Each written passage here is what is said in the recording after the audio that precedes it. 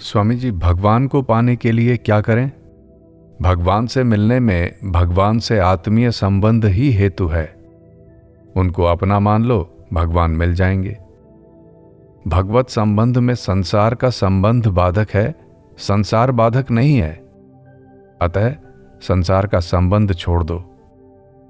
स्वामी जी, संसार से संबंध तोड़ना और प्रभु को अपना मानना ये कैसे हो? घर के लोगों की सेवा करो, संबंध मत मानो, केवल प्रभु से संबंध मानो। स्वामी जी, मन भटकता रहता है। मन कहीं नहीं भटकता। तुम संसार को चाहते हो, उसकी याद आती है, यह दोष अपना है। मन क्या है? वासनाओं के समूह का नाम ही मन है। सभी वासनाओं का अंत करने पर मन मिट जाता है और फिर काम, क्रोध, लोभ, मोह आदि विकार शेष नहीं रहते। वासनाओं का अंत यथार्थ ज्ञान से होता है।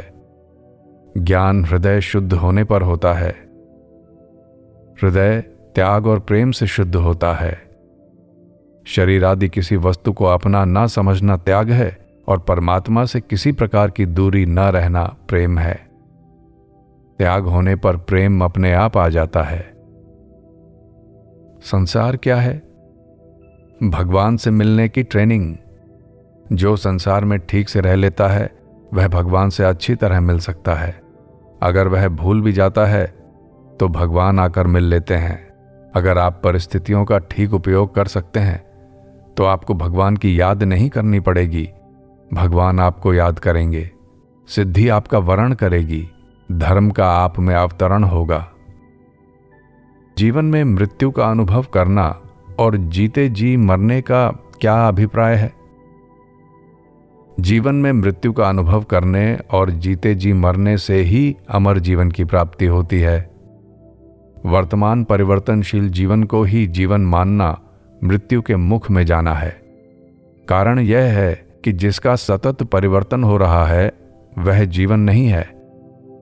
जो नित्य एक रस बना रहे वस्तुतः वही जीवन है।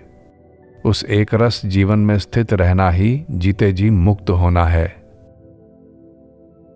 स्वाधीन जीवन से क्या तात्पर्य है? जिस व्यक्ति को अपनी प्रसन्नता के लिए दूसरों की ओर देखना नहीं पड़ता, उसी का जीवन स्वाधीन जीवन है। स्वाधीनता कैसे प्राप्त करें?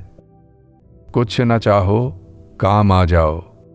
कुछ ना चाहने से नवीन राग की उत्पत्ति नहीं होती और दूसरों के काम आ जाने से विद्यमान राग की निवृत्ति हो जाती है।